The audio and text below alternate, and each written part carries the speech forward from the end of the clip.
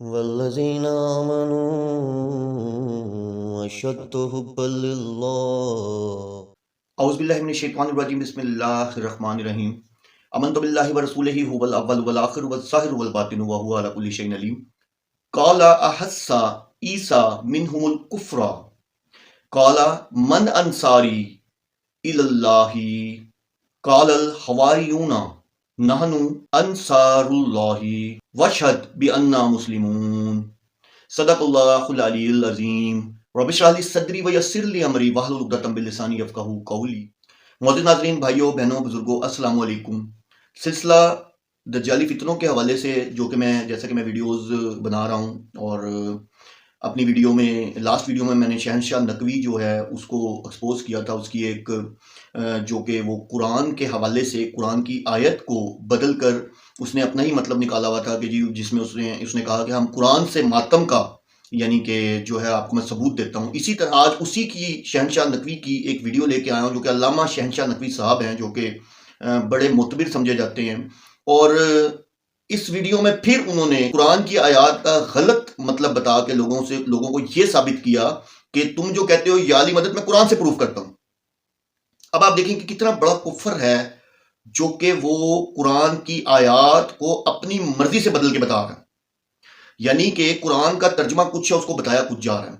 اب وہ کہتا کیا ہے، پہلے آپ یہ ویڈیو دیکھ لیں تاکہ آپ کو اس چیز کا اندازہ ہو جائے کہ اس نے بات کیا کی، پھر میں آپ کو اس کی تفصیل بتاتا ہوں۔ یہ دیکھیے ویڈیو۔ نعبد و ایاک نستعین، ہم تیری ہی عبادت کرتے ہیں، تجھی سے مدد مانگتے ہیں۔ قرآن میں لکھا ہوا ہے کہ صرف اللہ سے مدد مانگنی چاہیے۔ بھائی نہ اپنے آپ کو دھوکہ دو نہ دوسروں کو۔ پورا قرآن پڑھو اور اس کے بعد پھر عقیدہ نکالو۔ اگر اس قرآن کے اندر، اسی قرآن کے اندر یہ لکھا ہوا ہے کہ ہم تیری ہی عبادت کرتے ہیں اور تجھی سے مدد مانگتے ہیں، تو اسی قرآن میں لکھا ہوا ہے کہ حضرت عیسیٰ جیسے نبی کہہ رہے ہیں کون ہے جو اللہ کی خاطر میری مدد کرے؟ من انصاری اللہ، کون ہے جو میری مدد کرے اللہ کی خاطر؟ تو حواریوں نے کہا قالوا الحواریون نحن انصار اللہ، حضرت عیسیٰ کے مددگاروں نے کہا ہم آپ کی اللہ کی خاطر مدد کریں گے۔ یعنی میں اور آپ اگر مدد مانگے کسی سے تو شرک، بدعت، حرام، کفر، کیا کیا پتہ نہیں جانے جو آتا ہے بول دیتے ہیں۔ ادھر اللہ کا نبی مدد مانگ رہے ہیں غیر خدا سے۔ اب آپ دیکھیں کہ آپ نے دیکھ لیا کہ اس نے سٹارٹ کہاں سے لیا کہ ایاک نعبد و ایاک نستعین، ٹھیک ہے۔ اب آپ دیکھیں کہ یہ وہ عہد ہے جو کہ ہم دن میں 5 دفعہ تو کم از کم جو بعمل لوگ ہیں 5 دفعہ اللہ کے آگے سر بسجود ہوتے ہیں، وہ یہ 5 دفعہ عہد اللہ سے ضرور کرتے ہیں، اللہ ہم تیری ہی عبادت کرتے ہیں اور تجھ ہی سے مدد مانگتے ہیں، یعنی کہ ہم اس چیز کا اقرار کرتے ہیں۔ اب وہ یہ کہہ رہا ہے کہ دیکھیں یہاں ہم کس سے مدد مانگ رہے ہیں؟ اللہ سے، اور اللہ کا نبی کس سے مدد مانگ رہا ہے؟ حضرت عیسیٰ علیہ السلام کے بارے میں انہوں نے بات کی، سورہ آل عمران کی آیت میں نے شروع میں اس کی جو تھی تلاوت بھی کی ہے، ٹھیک ہے، آپ نے سنی ہوگی۔ تو اس میں انہوں نے یعنی کہ شہنشاہ نقوی نے اس آیت کو بیس بنا کے یہ بتایا کہ دیکھو جب پیغمبر لوگوں سے مدد مانگ رہا ہے تو کیا ہم علی سے، حضرت علی رضی اللہ عنہ سے مدد نہیں مانگ سکتے؟ اب آپ نے آیت سنی، آپ اس کا ترجمہ کسی بھی عربی زبان میں لے لیں۔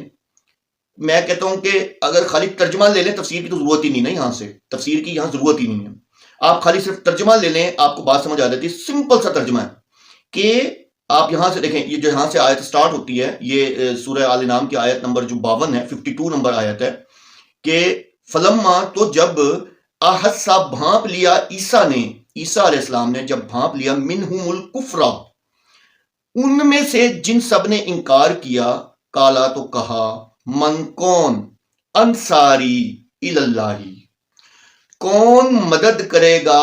اللہ کا مطلب یہ ہوتا ہے، الہ ہوتا ہے کی طرف، الہ کی طرف، ٹھیک ہے۔ اچھا اب آپ اس کو یوں بھی کہہ سکتے ہیں راہ پر، یعنی کہ اس کی طرف ہو گیا تو اس کے رستے پر، یعنی کہ اس کو آپ کسی طرح بھی لے سکتے ہیں۔ میں آپ کو ملٹیپل اس لیے بتا رہا ہوں تاکہ آپ کو پھر مزید گمراہ نہ کیا جائے۔ الہ کا مطلب ہوتا ہے کی طرف، تو آگے ہے یعنی کہ تو کون میری مدد کرے گا اللہ کی طرف، یعنی کہ اللہ کی راہ میں، تو تم میں سے کون میری اللہ کی راہ میں مدد کرے گا؟ اب آپ دیکھیں کہ ایک چیز ہے ڈائریکٹ اس کو مدد کے لیے پکارنا کہ یا علی مدد، کہ اے علی ہماری مدد تو کر، تو مولا مشکل کشا ہے، یہ لوگ کہتے ہیں نا، یہ بات اور ہے۔ اب یہاں پیغمبر اور کہہ رہے ہیں کہ اللہ کی راہ میں میری مدد کر۔ اب آپ جو یا علی مدد کو یہاں سے پروف کر رہے ہیں، مجھے تھوڑا سا صرف بتائیں کہ حضرت علی رضی اللہ تعالیٰ عنہ آپ کی کیسے مدد کر سکتے ہیں؟ اب کی بات کر لیتے ہیں۔ اگر وہ زندہ ہوتے تو جب وہ خلیفہ تھے اس ٹائم ان کے لوگ کہہ سکتے تھے اللہ کی راہ میں حضرت علی رضی اللہ عنہ آپ ہماری مدد فرمائیں، ہماری رہنمائی فرمائیں، اللہ کی راہ میں آپ ہمیں بتائیں، سمجھ آتی تھی۔ ایک تو وہ ہے نہیں، ان کی وفات ہو گئی، ٹھیک ہے، اور اس بات کو بھی عرصہ دراز گزر گیا، ٹھیک ہے، تو کیسے آپ ان سے مدد مانگ سکتے ہیں جب وہ ہے ہی نہیں، زندہ ہی نہیں ہے؟ تو وہاں وہ یہ کہہ رہا ہے کہ ان لوگوں کو پرابلم یہ ہے کہ ہم ایاک نعبد و ایاک نستعین کہتے ہیں۔ اچھا اب مزے کی بات آپ کو بتاؤں، تجزیہ کر لیجئے گا۔ یہ جو پہلی آیت آ گئی ہے قرآن کی، ایاک نعبد و ایاک نستعین جو آ گئی ہے، آپ پورا قرآن اٹھا لیں، پورا قرآن اٹھا لیں، ہر آیت اسی کی تائید کرے گی، اس سے اختلاف نہیں کرے گی۔ اور دوسرا، ویسے بھی یہ لوگ کہتے ہیں کہ قرآن نامکمل ہے، تو آپ کو مزے کی بات بتاؤں کہ یہ جو قرآن اتنی موٹی، یعنی کہ آپ دیکھ لیں مختلف پیجز، اتنی صورتوں میں 114 صورتیں ہیں قرآن کی نا، آپ اس سے اندازہ لگائیں، اور آپ دیکھیں کہ کتنی، اگر آپ قرآن کو اٹھاتے ہیں تو کتنا یعنی کہ اس کے جو ہے صفحے بن جاتے ہیں۔ آپ دیکھیں کہ اگر یہ کسی انسان کا بنایا ہوا ہوتا، میں قرآن کی آپ کو دلیل دے رہا ہوں، کسی انسان کا بنایا ہوا ہوتا نا تو ڈیفینیٹلی کہیں نہ کہیں وہ بھول کے غلطی کرتا ضرور۔ آپ ایک بھی غلطی اس میں سے ثابت کر دیں مجھے، آپ ایک بھی غلطی ثابت کر دیں کہ جی قرآن جو ہے اس میں یہاں سے یہ آیت ہونی چاہیے تھی، یہاں سے تسلسل ٹوٹا، یہاں سے یہ آیت ہونی چاہیے تھی، آپ ثابت کر دیں۔ آپ نہیں ثابت کر سکتے۔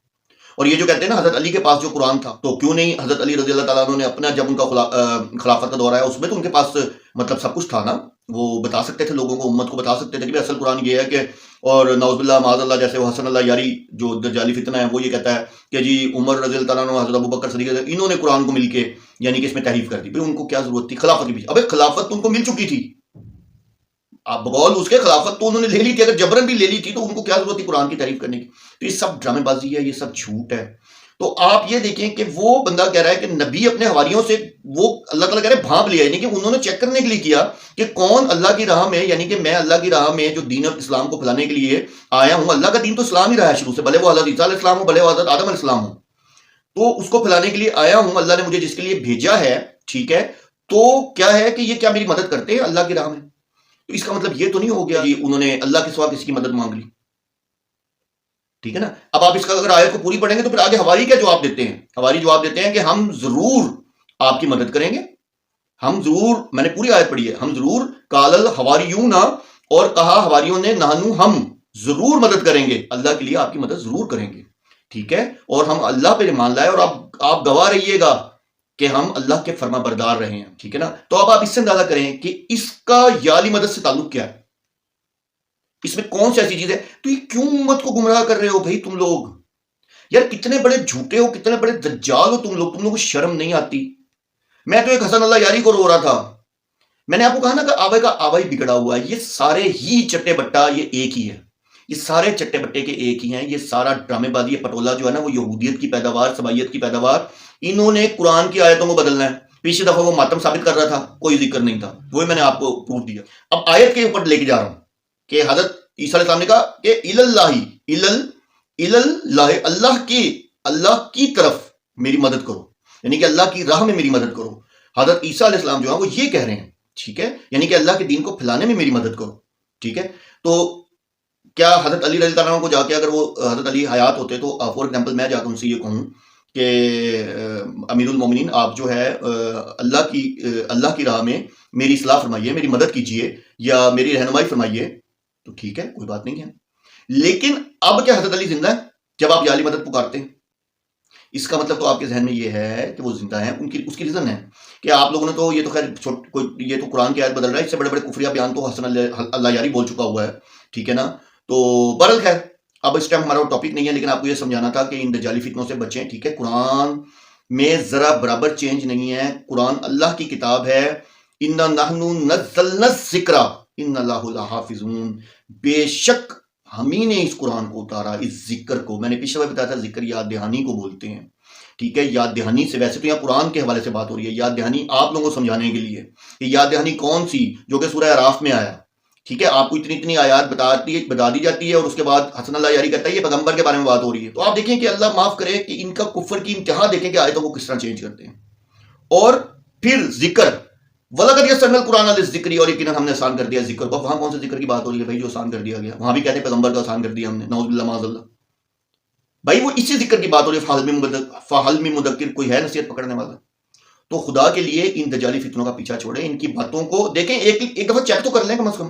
اور قرآن کی میں نے آپ کو بتا دی ہے کہ اگر یہ قرآن نعوذ باللہ معاذ اللہ تحریف ہوتی یا یہ خود ایڈجسٹمنٹ کی ہوئی ہوتی، اس کی آیتیں نکال لی ہوتی، تو اس میں ضرور کہیں نہ کہیں کوئی فالٹ ہوتا. اس میں الحمدللہ میرے رب کا وعدہ ہے، اس میں کوئی فالٹ نہیں ہے. اور ان کی باتوں سے بچیں. وآخر دعوانا الحمدللہ رب العالمین.